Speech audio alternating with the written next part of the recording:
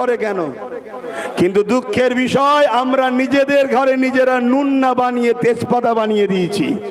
আরে নুন বানাও, নুন কথাটা শুনতে খারাপ লাগতে পারে, কিন্তু নুন বেশি নিলেও বিপদ, না নিলেও বিপদ।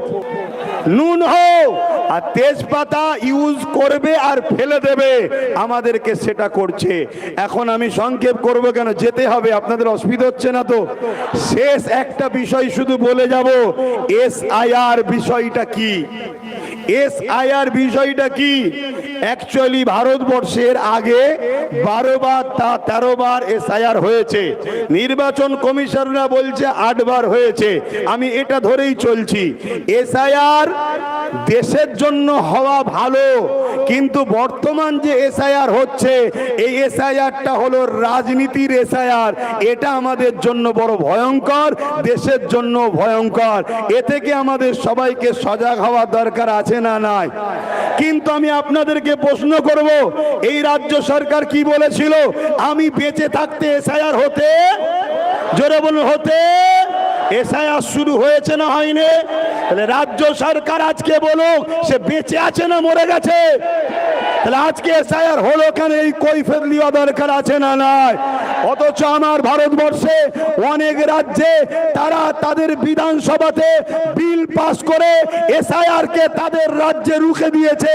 আজকে মুসলমান আমরা রাজ্য সরকারকে 215টার উপরে MLA দিলাম, তারাও তো বিধানসভায় বিল পাস করতে পারতো যে আমার বাংলায় SIR আমরা চাই না, এই বিল করা দরকার ছিল না, ছিল না। কিন্তু বাইরে বলছে SIR হতে দেবো না, যদি হয় লড়াই করব, একটা নাম বাদ গেলে ছাড়বো না। উপরন্ত 221 কোটি টাকা SIR যাতে হয় রাজ্য সরকার খরচ করছে। আমি যে কথাগুলো বলছি রেকর্ড হচ্ছে না হয়নি? অতএব হুচুকে বাঙালির মতো লাপালে হবে না।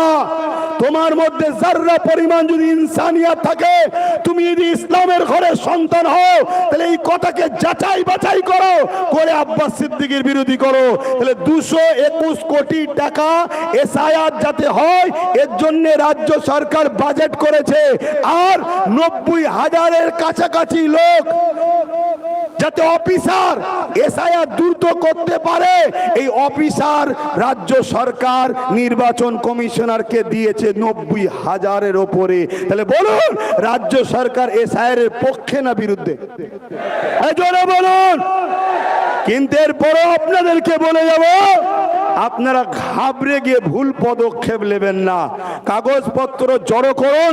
কারণ আপনাদের ভোটেই যদি 21-এ কেউ সরকার হতে পারে, আপনাদের ভোটেই যদি 24-এ কেউ MP হতে পারে, আপনাদের ভোটেই যদি কেউ প্রধান হতে পারে, তাহলে আজ আপনাকে বাদ দেবে সেই MLA MP মন্ত্রী প্রধান করে আমাদের ধরা দরকার আছে না নয়?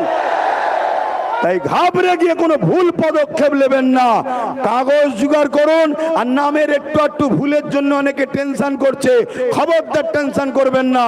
বিশ্বাস যদি রাখেন, তাহলে একটা কথা বলবো, চোখ কান খুলে রাখুন, কাগজ তৈরি রাখুন, নিজের জমি জায়গা পরিচয়পত্র যা আছে রেডি রাখুন। এতটুকু মনে রাখবেন, এই দেশ মোদি অমিত শাহ কারো বাবাকালী সম্পত্তি নয়। যদি কারোর উপরে জুলুম হয়, আমরা পাবলিক যারা দেশকে বিজয় করেছি, আমাদের পূর্বপুরুষদের অবদান আছে, আমরা সংগঠিত ঐক্য হয়ে রাজনীতির বাইরে গিয়ে জনগণ ভারতবাসী এক হয়ে যেভাবে ব্রিটিশদের বিরুদ্ধে লড়াই হয়েছে, আবার লড়াই আমরা করব। রাজি আছেন? যদি রাজি থাকেন উঠে দাঁড়ান, রাজি থাকেন উঠে দাঁড়ান, রাজি থাকেন উঠে দাঁড়ান। কিন্তু মনে রাখবেন, একটা লোক যদি জুলুম হয়, এর জন্য বিজেপি যেমন দোষী, রাজ্য সরকারও দোষী। কেন তুমি 90,000 অফিসার দিলে? কেন তুমি 221 কোটি টাকা SIR এর জন্য খরচ করছো? তাই বিজেপিও দোষী, রাজ্য সরকারও দোষী। আমার এই কথাতে কারা একমত একটু হাত তুলে সাক্ষী দেবেন? একমত আপনারা? একমত আপনারা? একমত আপনারা? তাহলে কতবার আন্দোলন করবেন? আন্দোলনের পাশাপাশি নিজেদের বাচ্চাদের জন্য মজবুত খুঁটি তৈরি করা দরকার আছে না নাই? রাস্তা দিয়ে যাচ্ছেন, একটা কথা শুনে যান, রাস্তা দিয়ে যাচ্ছেন, কুকুর ঘেউ ঘেউ করছে, শুনছেন তো? যদি হাতে একটা লাঠি থাকে ঘেউ ঘেউ করবে? জোরে বলেন। খালি হাতে আছি বলে এতিম বাচ্চাকে সবাই যেমন লুটে যায়, আমাদের কেউ নেই বলে যে যা খুশি করে যাচ্ছে। সবে একটা লাঠি হয়েছে, এরকম যদি গোটা 30-40 লাঠি থাকে তাহলে লড়াইটা বাড়বে না কমবে? জোরে বলেন, বাড়বে না কমবে? আর একটা শেষ উদাহরণ দিচ্ছি, খুব ভালো করে শুনবেন। ধৈর্য আছে? 2 মিনিট ধৈর্য আছে? হাত তুলে বলুন শুনতে চান, শুনতে চান? মন দিয়ে শোনেন, মা বোনেরাও শুনবেন। 1000 টাকায় বাচ্চার ভবিষ্যৎ বিক্রি করে দিয়েছেন মায়েরা, চাকরি বাকরি শিক্ষা পড়াশোনা শেষ। ভুল করেছেন মা, সময় এখনো আছে, যদি মনে হয় পরিবর্তন হন। শোনেন মন দিয়ে।